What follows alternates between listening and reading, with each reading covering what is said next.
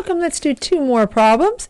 One is strictly angles formed by chords in the interior of the circle, and one is a little bit of a mixture, a little challenge problem. And both are in your notes. So we want to find the measure of x, right? And we are not given the the angle that we need, right? We've got here is one of the well, maybe I shouldn't use red here. I'll use green so you can see better. Here is one of the arcs we need to work with because we have information about that arc. Here is another arc that we have information about. All right, and if we look opposite those arcs, these are the angles we would need to work with, one of these two angles. Right? But that's not what we have. We have the measure of angle MOK, but that's okay. It's okay that we have MOQ, because we see that angle MOQ plus, and it doesn't matter which one, let's use POM. POM equal 180 degrees. And that's because they are a linear pair. So you should add this to your notes. A little reminder from the beginning of the year, right? Our concepts, we revisit them in solving problems. So if angle MOQ plus angle POM are a linear pair and they add to 180 degrees, we're given the measure of angle MOQ, that is 76. So 76 plus angle POM is 180 degrees. Subtract 76 from both sides and angle POM is equal to 104 degrees.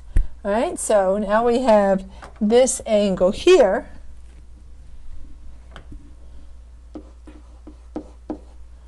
And now we can use this formula because there's a relationship between that angle and those two intercepted arcs. And we know that the angle is not equal to either of the two intercepted arcs. We can clearly see those two intercepted arcs are not the same measurement. Right? It's not equal to either of them. But what it is equal to is the average of them. Right? These two angles are congruent. They're vertical angles. They are not as small as x. They are not as big as 3x. They are the average of the two. So let's use our formula. Angle equals 1/2 arc 1 plus arc 2. Right? Well, it doesn't matter who's who in terms of arc 1 and arc 2. X can be arc 1 and 3x can be arc 2. And our angle is right there, the 104 degree angle. And by the way, both of these angles would be 104 degrees. It doesn't matter which one we use here because these two angles are congruent. They are vertical angles, right? And that angle there is a linear pair with angle MOQ as well. All right, so now let's solve for x. So we have the angle, which is 104, is equal to 1/2 arc 1, which is x, plus arc 2, which is 3x. So that's 104 equals 1/2 times 4x. And sometimes we like to multiply both sides by 2 to get rid of the 1/2. But here it won't matter because 4x is evenly divisible by 2. We may as well just distribute the 1/2, multiply 4x by 1/2. So 104 is equal to 2x, because half of 4 is 2. Divide both sides by 2. That means 52 is equal to x. Let's check this one out. All right, so you should have this part in your notes. You don't have to have this part here. You don't have to have the check in your notes. But I think it would be a good idea to double check and see if this works out. All right, so x is 52. So this angle here, or excuse me, this arc here is 52 degrees, right, because it's just x. This arc here is 3 times 52 degrees, or 156 degrees. And now let's see, is 104 equal to 1/2 52 plus 156? Does this check out? Did we do this correctly? So 104 is equal to 1/2. If we add those together, that would be 208. And yes, indeed, half of 208 is 104. So this is the check. If you plug it back in, it should work. And if not, just double check. Did you set it up wrong? Did you make an error in adding or subtracting or multiplying, etc.? All right, so you should have the side in your notes, and the other part is optional. Right? You can label the circle. You can label angle POM as 104 degrees too. Let's do one more. You have this one in your notes. This was a newly given one. And I gave you a bigger copy of these notes so that you could have all the steps partially filled in. It sets it up nice for you, and it's a little less to write. Right, so here we are going to solve for angles 1, angle 2, angle 3, and angle 4. And these angles are going to review 2 of our relationships. We've learned 3 major types of angles. We've learned central angles whose vertex is on the circle, whose vertex is at the center of the circle. There is no central angle in this particular problem. We have learned about inscribed angles whose vertex is on the circle, and we learned about a whole range of inscribed angles, right? We have just a plain old inscribed angle formed by chords. We have our tangent chord angle, where one's a tangent and one's a chord, and it looks a little different. The angle goes from the vertex to the endpoint of the chord. We've learned about angles inscribed in a semicircle and quadrilaterals inscribed in a circle. And so this one is going to be tangent chord angles. So we're going to have 2 tangent chord angles to deal with, and then we're going to have 2 where we have angles that are inside the circle but not the center. So those are the 2 relationships that are getting reviewed. All right, so angle 1, so we'll fill this part out. Angle 1 and angle 2 equal, together, they're 180 degrees. Angle 3 and angle 4 are also 180 degrees. And that's because both of these are linear pairs. Just a nice chance to review linear pairs. So now that we know what the sum of those angles are and that they do make a linear pair, let's solve out each one of these by using the arcs. Even though you can solve it more than one way, and I'll talk about if there's more than one way, but let's use the arcs and the formula so that we can get a little practice with that. So let's start with angle 1 and angle 2. Angle 1 and angle 2 are inscribed angles because the vertex is on the circle. Right here is the vertex for both of those angles. It's also the point of tangency. Now this can be kind of this problem doesn't look very difficult, does it? Until you've got other angles in there, and sometimes students forget to look at the whole arc, the whole intercepted arc. Like lots of times students will tell me, that's the intercepted arc for angle 1, but it's not. So if we follow angle 1 from the vertex to the tangent and the vertex to the chord, we see if we only name PQ as the intercepted arc, we've missed a whole lot of arc there. So here's our intercepted arc.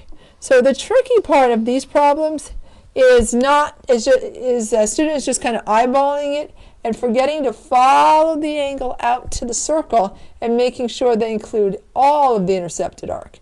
Right? So all of the arc that's in between the vertex and endpoint of the angle is the intercepted arc. So angle 1 is half of arc, and this one is a major arc, so let's use 3 letters. So it's half of arc PQR.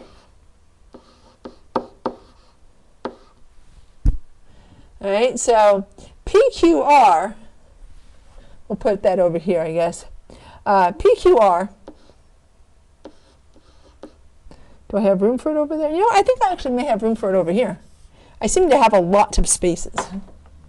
So PQR is going to be 2, we have to add up 2 of those arcs. It is arc PQ plus arc QR. Right, we have to add those up together.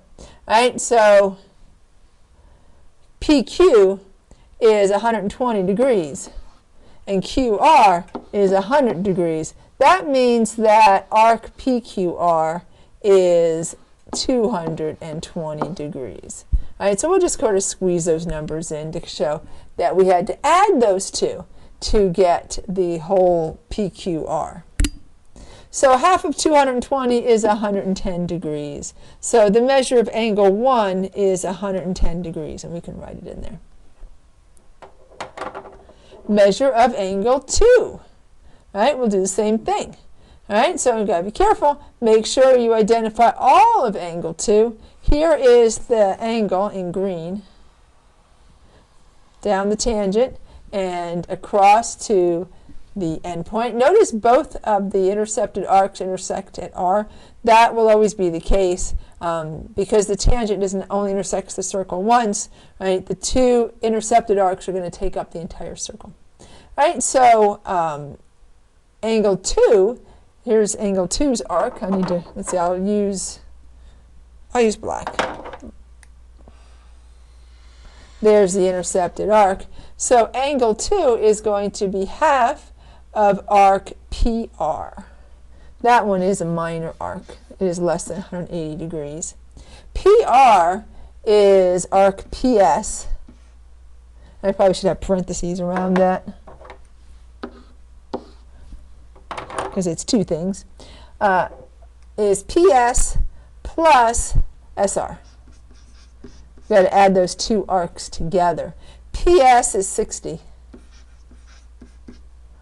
and SR is 80. So angle 2 is half of 140 or 70 degrees. So the mistake sometimes students make is they just take half of some arc, but they don't make sure they take half of the entire intercepted arc. Now let's deal with angles 3 and angle 4. Angle 3 and angle 4 are inside the circle, right? So we're going to use a different relationship. Remember that for angles inside the circle, the angle is half, in the wrong spot, by putting my parentheses in the wrong spot there, half the sum of the arcs. Right? So angle 3, we look out to both sides. Angle 3 is half of arc QR plus arc PS. Right? The two intercepted arcs that are opposite it. QR is 100 degrees. And let's just mark that too. So you can see, right? It's that arc there and this arc here, because those two angles are congruent. So it's 1/2 of 100 plus 60 degrees, which is going to be half of 160 degrees or 80 degrees. And there we go, another one done. Let's do one more. Right, so angle 4, and then we'll check and make sure that our answers work out, because remember, 1 and 2 and 3 and 4 are linear pairs. So angle 4, right, so if we go out to the arc, here's the arc, I'm running out of colors. Here's the arc for angle 4, because this is angle 4 right there. And on the other side, right, that arc, I should put two arcs in it. Those two arcs are congruent to one another. Right? So angle 4 is equal to half of arc RS and QP.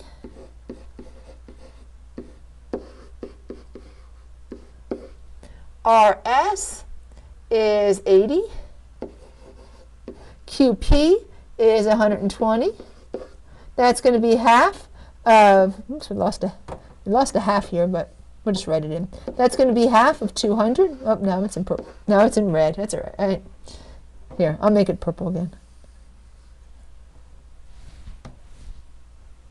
So half of 200, which is 100 degrees.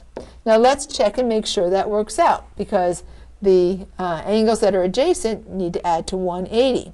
All right, so angle 1 and angle 2 are a linear pair. Oh,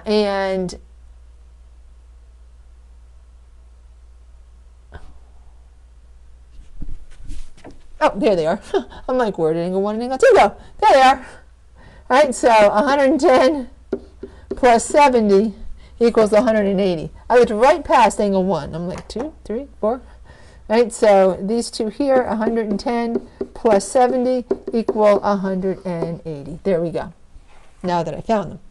And let's check out angle 3 and angle 4, a linear pair. And indeed, 80 plus 100 does equal 180. And that's all there is to it. So we've had a nice little review of inscribed angles and angles inside a circle. Thanks for watching. Bye for now.